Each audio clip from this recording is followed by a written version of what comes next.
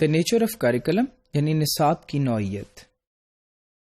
The basic purpose of curriculum is to meet the national aims and objectives of education which are based on the ideology of Pakistan.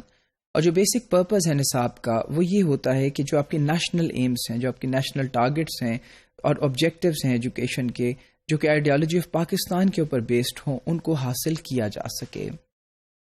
Hence the objective model of curriculum is followed, which has 4 essential components in it, which are aims and objectives, selection of content, assessment and provision of learning experience. یعنی جو 4 components ہیں ان میں aims اور objectives ہیں جن کو حاصل کرنا مقصود ہے. selection of content ہے یعنی اس کے اندر کیا شامل ہونا چاہیے. assessment یعنی ان کو assess کس طرح کیا جانا ہے learning کو. and provision of learning experience اور اس کے بعد کس طرح لرننگ ایکسپیرینس جو ہے اس کی پروویژن دی جانی ہے. For developing a balanced curriculum, all these aspects should be kept in harmony with each other. اور ایک بیلنسڈ نصاب، ایک ایسا نصاب جو کہ مکمل طور پہ گرفت رکھتا ہو ڈیولپمنٹ کے اوپر، اس کو ڈیولپ کرنے کے لیے ان سب چیزوں میں ہم آہنگی جو ہے وہ ضروری ہے. However, this is not the case in Pakistan, as the assessment component dominates and controls the other 3 aspects. Pakistan کے کیس میں ہم یہ دیکھتے ہیں کہ جو اسیسمنٹ کمپوننٹ ہے وہ سب پہ بھاری ہے، یعنی اسیسمنٹ کی طرف جو ہے وہ زور زیادہ ہے، عوام کا بھی، اسٹوڈنٹس کا بھی اور اساتذہ کا بھی. This creates an imbalance which has far-reaching implications for overall education system. اور اس کے اثرات جو ہیں وہ بہت جو ہیں وہ دور تک جاتے ہیں.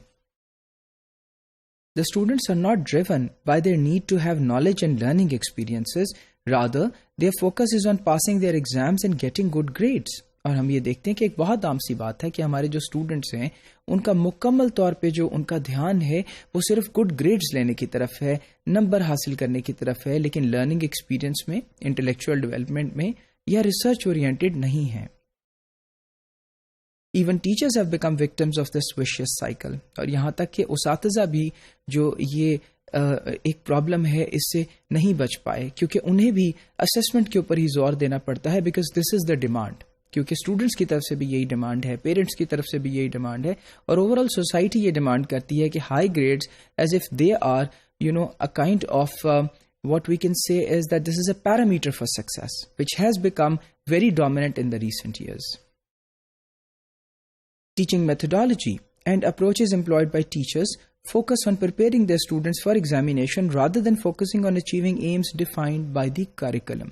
اور جہاں ہم نیشنل ایمز کی بات کرتے ہیں کریکولم کی، تو وہ تو کہیں دور رہ جاتے ہیں، ان کی طرف تو کسی طرح بھی کوئی بھی دھیان نہیں دیا جاتا، کیونکہ ٹیچرز بھی اسٹوڈنٹس کو اس طرح سے پریپیئر کرتے ہیں کہ وہ صرف ہائی گریڈز لے سکیں، نہ کہ وہ نالج اٹین کریں جس سے ہمارے نیشنل ایمز اینڈ آبجیکٹیوز جو کریکولم کے ہیں وہ فلفل ہو سکیں. Problems with the process of curriculum development in Pakistan. اب وہ پرابلمس کیا ہیں جو اس پروسیس کے ساتھ ہیں جس کے تحت کریکولم کو بنایا جاتا ہے. Number 1، lack of communication. Lack of communication between different stakeholders such as school teachers and college lecturers and between university professors and college teachers. اب کمیونیکیشن جو ہے وہ موجود نہیں ہے کالج کے اساتذہ میں، اسکول کے اساتذہ میں اور یونیورسٹی لیول کے لوگوں میں کہ ہم نے کس طرح سے اسٹوڈنٹس کو آگے لے کر کے چلنا ہے. Second major problem arises at the time of curriculum revision, as the revision process is not carried out with proper planning and micro testing. اور ہم یہ دیکھتے ہیں کہ جب کریکولم کو ریوائز کرنے کی بات آتی ہے تو اس میں بھی کچھ جو ہے مسائل ہیں، اور وہ ایسے ہیں کہ ریویژن پروسیس جو ہے اسے پراپر پلاننگ کے تحت اور مائکرو ٹیسٹنگ کے بغیر ہی جو ہے وہ کنڈکٹ کیا جاتا ہے. یعنی ہم اس کو ٹیسٹ نہیں کرتے کسی ایک پاپولیشن پہ کہ اگر ریوائز کیا تو اس کے نتائج کیا ہوں گے. The personal involvement in the revision process aren't aware of the causes of failure or otherwise of the existing curricula and the reasons to change it. اور جو لوگ انوالو ہوتے ہیں اس کی ریویژن کے اندر وہ اس بات سے آشنا نہیں ہیں کہ اس کے فیلئر کے کازز کیا ہیں اور جو ایگزسٹنگ کریکولا ہے اور اس کے ساتھ پرابلمس کیا ہیں اور اس کو کیوں تبدیل کیا جانا چاہیے.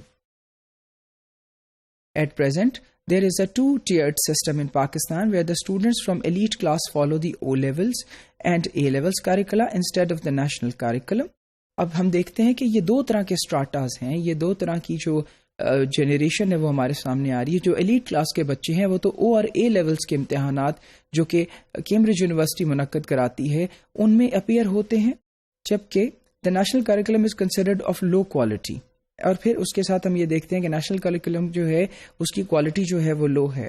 This has marginalise the government school students in the job market. اور گورنمنٹ اسکولس کے جو اسٹوڈنٹس ہیں جو کہ میٹریکولیشن میں اپیئر ہوتے ہیں اور پھر اس کے بعد جو ہے وہ ایف ایس سی کی طرف جاتے ہیں یا انٹرمیڈیٹ کی طرف جاتے ہیں, ان کے لیے جاب مارکیٹ جو ہے وہ کمزور نظر آتی ہے. Efforts are now being made to achieve compatibility between the objectives and final outcome of the prescribed curricula, but a lot of work still needs to be done. اور پھر اب کوششیں کی جا رہی ہیں اس بات کی کہ کمپیٹیبلٹی جو ہے اسے اچیو کیا جائے آبجیکٹیوز میں اور فائنل آؤٹ کم میں جو کریکولا کی ہے جس کے لیے وہ ڈیزائن کیا گیا ہے. لیکن ابھی بہت سا کام کرنا باقی ہے, بہت سی ہم آہنگی باقی ہے, اور معاشرے میں جو ایکوالٹی ہے, جو ایکویٹیبل جو ہے ریسورسز کی تقسیم ہے, اس کا کرنا جو ہے وہ ضروری ہے.